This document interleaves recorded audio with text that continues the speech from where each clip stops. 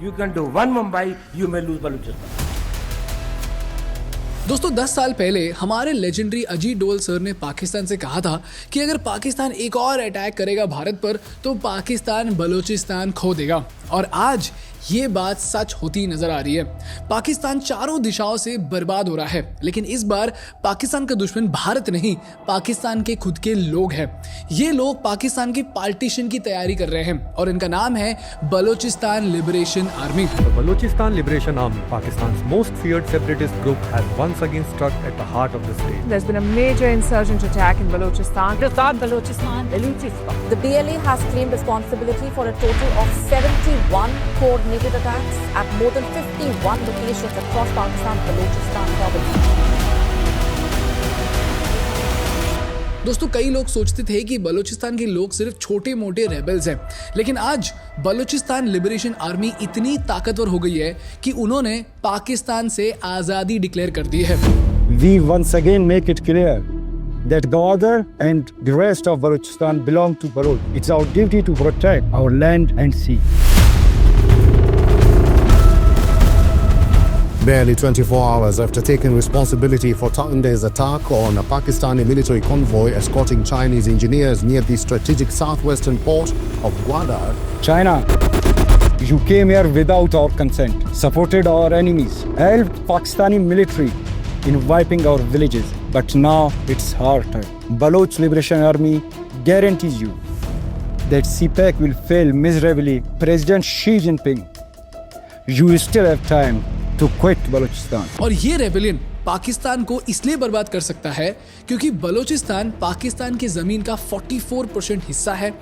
बलूचिस्तान में 83 लाख करोड़ की रिसोर्सेज हैं और पाकिस्तान का 25% गैस सप्लाई बलूचिस्तान से ही आता है। और अगर बलूचिस्तान अलग हो गया तो गेस व्हाट, भारत के लिए ये एक जैकपॉट हो सकता है। तो सवाल ये है कि बलूचिस्तान लिबरेशन आर्मी है क्या, बलोची लोग पाकिस्तान से आज़ादी क्यों चाहते हैं और भारत को इस बगावत से क्या फ़ायदा हो सकता है। दोस्तों ये चैनल ज़ेरोदार थिंक स्कूल का एक जॉइंट इनिशिएटिव है जिसके माध्यम से हम भारत को वर्ल्ड क्लास बिजनेस और जियोपॉलिटिकल केस स्टडीज पढ़ाना चाहते हैं। तो अगर आप भी बिजनेस और जियोपॉलिटिक्स सीखना चाहते हो तो प्लीज इस चैनल को सब्सक्राइब करो।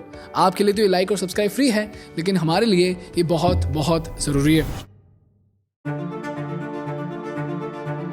दोस्तों ये है बलूचिस्तान, पाकिस्तान का सबसे बड़ा प्रोविंस। अगर आप इस मैप को देखोगे तो आपको ये दिखेगा कि बलूचिस्तान पाकिस्तान के 44% लैंड एरिया को कवर करता है, लेकिन यहाँ पर सिर्फ 7% से भी कम पॉपुलेशन रहती है। ऐसा क्यों? क्योंकि दोस्तों अगर आप इस मैप को जूम इन करके देखोगे तो आपको ये दिखेगा कि बलूचिस्तान एक ड्राई रीजन है जिसमें सिर्फ और सिर्फ पहाड़ भरे पड़े हैं। उसके साथ साथ यहाँ पर कोई नदी का नामो निशान भी नहीं है और यहाँ बारिश इतनी कम होती है कि पूरे बलूचिस्तान में सिर्फ 5% जमीन खेती करने लायक बची है। लेकिन इतनी बंजर जमीन होने के बाद भी बलूचिस्तान को पाकिस्तान का सबसे इंपॉर्टेंट प्रोविंस माना जाता है। ऐसा क्यों?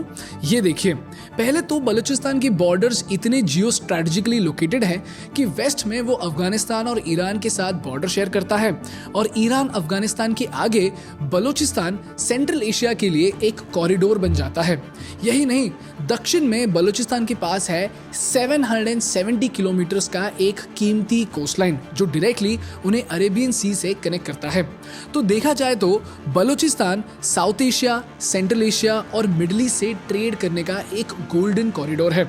और इसके साथ साथ बलूचिस्तान के पास है पाकिस्तान का सबसे बड़ा इंफ्रास्ट्रक्चरल एसेट जो है ग्वादर पोर्ट। दोस्तों कई लोगों को लगता है कि ग्वादर बस एक छोटा सा टाउन है, लेकिन चाइना और इंडिया दोनों भी ये जानते हैं कि ग्वादर रीजन एक जियोपॉलिटिकल गोल्ड माइन है, क्योंकि ग्वादर पोर्ट से कुछ ही घंटों दूर है स्ट्रेट ऑफ हॉर्मुज जो कि दुनिया के सबसे बिजी और क्रिटिकल चोक पॉइंट्स में से एक है।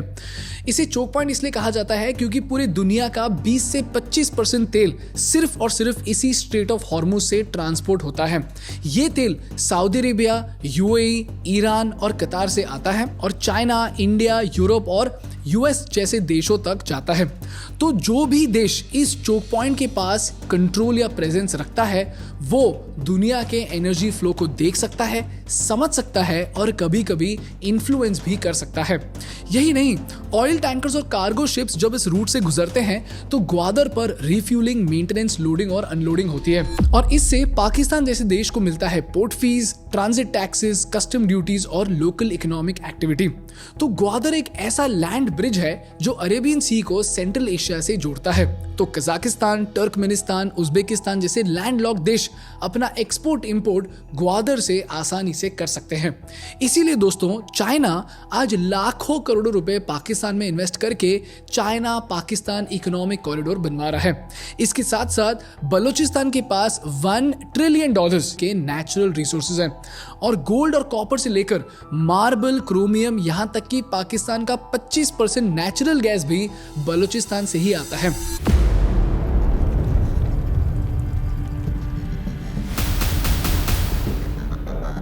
Balochistan sits on untold amounts of wealth. One of the biggest copper and gold reserves. But for the Baloch people, this wealth has been a curse. Locals watched as their mountains were stripped of gold, uranium, and natural gas. Despite its natural wealth, Balochistan remains Pakistan's poorest region. With no schools, roads, or hospitals, तो सवाल यह है कि बलूचिस्तान में आज ऐसा क्या हो गया कि अब वो पाकिस्तान से ही अलग होना चाहते हैं। दोस्तों, पहला कारण है पाकिस्तान का धोखा। दोस्तों, बलूचिस्तान पाकिस्तान का सबसे रिसोर्स रिच प्रोविंस होने के बावजूद भी पाकिस्तान का सबसे गरीब प्रदेश है।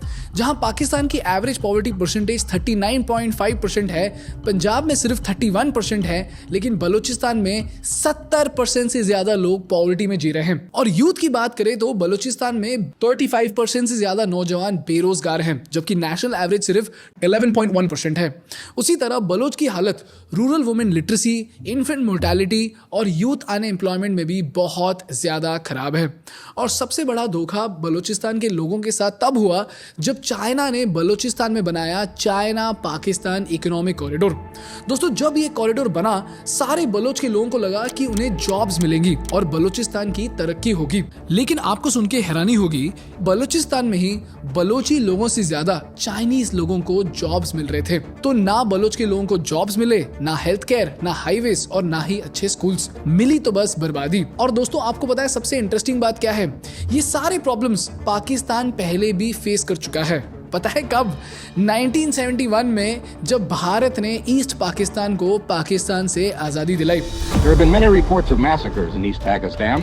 March 1971, the year of the killing begins. By ship and secret airlift, troops are brought to Dhaka. General Tikka Khan, popularly known as the Butcher, is sworn in as military governor. On the night of March 25th, the army moves to crush Bengal. Entire families were wiped out. All the women, the people say, were raped before they were killed. To those who survived those 2 hours, to those who will always remember the screams of women, the moans of their unarmed men, the wails of babies. सोचिए, जिस तरह 1970 में east Pakistan के leaders को sideline किया गया, उसी तरह आज इलेक्टेड बलोची लीडर्स को एंटी नेशनल बोलकर हटा दिया जा रहा है। जिस तरह 1970 में ईस्ट पाकिस्तान की फंडिंग जानबूझकर रोक दी गई, उसी तरह बलूचिस्तान से गैस, कॉपर, गोल्ड सब कुछ निकालकर बलोची लोग खुद बिना गैस के जी रहे हैं। और जिस तरह 1971 में ऑपरेशन सर्चलाइट में लाखों लोग मारे गए, उसी तरह आज बलूचिस्तान में हजारों लोग गायब हो चुके हैं। और जिस तरह 1971 में पाकिस्तान ने ईस्ट पाकिस्तान को खोया, उसी तरह आज पाकिस्तान बलूचिस्तान को खोने के कगार में है। तो सवाल यह है कि अगर बलूचिस्तान को आजादी मिल जाती है तो भारत को क्या फायदा हो सकता है? दोस्तों, बलूचिस्तान की आजादी भारत के लिए एक गेम चेंजर बन सकती है और इसके 3 रीजंस हैं। पहला है एनर्जी सिक्योरिटी और नेचुरल रिसोर्सेज का एक्सेस। जैसा कि हमने पहले पढ़ा, बलूचिस्तान में $1 ट्रिलियन के नेचुरल रिसोर्सेज छुपे हैं और पाकिस्तान की जियोलॉजिकल सर्वे के मुताबिक यहाँ 80 से ज्यादा टाइप के मिनरल्स हैं, जिनमें से सिर्फ कुछ ही प्रॉपरली एक्सप्लोर हो पाए हैं। जैसे रिकोडिक माइन में 5.87 बिलियन टन के कॉपर ओर और 42 मिलियन आउंसेस गोल्ड ओर है। सेंदक में 412 million ton of copper ore है और दश्त-ए-काइन में 400 400 मिलियन टन का कॉपर ओर छुपा है और इसके साथ साथ बलूचिस्तान में 217 मिलियन टन का कोल भी छुपा है। तो अगर ये रिजर्व्स इंडिया को मिलते हैं तो भारत की एनर्जी, कोल और मिनरल्स की जरूरत अगले 100 सालों तक पूरी हो सकती है। लेकिन इसमें प्रॉब्लम यह है कि आज ये रिजर्व्स पाकिस्तान में या तो करप्शन में फंसे हुए हैं या फिर चाइना के कंट्रोल में फंसे हुए हैं। लेकिन अगर बलूचिस्तान आजाद होता है, चाइना की तरह इंडिया भी बलूचिस्तान में इन्वेस्टर भी बन सकता है और इससे हमें डायरेक्टली कॉपर, गैस, गोल्ड और कोल इंपोर्ट करने का मौका मिलेगा। सेकेंडली, भारत को एक ऐसा स्ट्रेटेजिक कॉरिडोर मिल सकता है जो भारत को सेंट्रल एशिया और मिडिल ईस्ट से जोड़ सकता है। इनफैक्ट आज पाकिस्तान ऑक्यूपाइड कश्मीर की वजह से भारत का सेंट्रल एशिया से डायरेक्ट लैंड एक्सेस कंप्लीटली बंद हो चुका है। तो अगर बलूचिस्तान आजाद हो जाए तो भारत सीधा नए बलोच स्टेट के साथ डिप्लोमेटिक एंड ट्रेड टाइज बना सकता है। इसके साथ साथ भारत को ग्वादर पोर्ट का एक्सेस मिल सकता है और एक नए ट्रेड कॉरिडोर द्वारा भारत सदर्न बलूचिस्तान से अफगानिस्तान, ईरान और सेंट्रल एशिया तक पहुंच सकता है। And last and most importantly, China और बलोच की बनती नहीं। तो अगर बलूचिस्तान आजाद हो जाए तो चाइना का होल्ड पाकिस्तान और बलोच रीजन में काफी हद तक कम हो जाएगा। इनफैक्ट ग्वादर पोर्ट से लेकर काशगर तक चाइना इतना एक्सटेंसिव नेटवर्क बना रहा है कि बलोच की आजादी से चाइना को लाखों करोड़ का नुकसान हो सकता है। तो लॉन्ग स्टोरी शॉर्ट, बलोच की आजादी पाकिस्तान की हालत खराब कर सकती है, लेकिन भारत के लिए बलोच एक स्ट्रेटेजिक जैकपॉट बन सकता है। तो बस अब सवाल यह है कि बलोच आजाद होगा कि नहीं। अगर हो जाता है तो बलोच की आजादी साउथ एशियन जियोपॉलिटिक्स में एक नया चैप्टर होगा और इंडिया के लिए एक बहुत बड़ा एडवांटेज होगा। यह है दोस्तों बलूचिस्तान की कहानी। That's all from my side for today guys। अगर आपको इस वीडियो से कुछ सीखने को मिला तो प्लीज इस वीडियो को लाइक कीजिए और इसी तरह बिजनेस और जियोपॉलिटिक्स सीखने के लिए हमारे चैनल को सब्सक्राइब कीजिए। आपके लिए तो ये लाइक और सब्सक्राइब फ्री है, लेकिन हमारे लिए ये बहुत बहुत जरूरी है। Thank you so much for watching. I will see you in the next one. Bye bye.